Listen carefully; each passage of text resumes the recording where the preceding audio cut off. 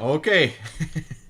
So you had to do that anyway. So you had to do it. Hey, this is right on time because First Blood is turning 40 this year. It is October 20th or something like that. And yes, they did an adult version of Rambo. And if you didn't know, it is called Rambo. Rambo. Rambo. Rambo, John Jay.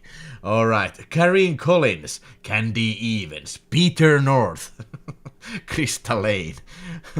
And as with previously, I'm not able to show you the back cover because YouTube is gonna shit can my ass. But let me ensure you, it is not a child-friendly back cover in this film. Full fighting force rolled into one prize package. Now that's a correct term. Now I gotta see this before we do the last episode on the Rambo. So it's gotta be also Rambo. Gotta be mentioning that, right? Classic.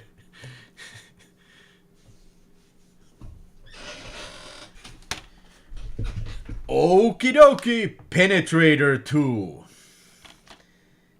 Okay, not that dirty back cover. So this is probably an X-rated version of Terminator 2 or something like that. So it's gotta be good, right? So hopefully the plot, is much like James Cameron's film. And hopefully there's robots fucking in this film. Awesome title.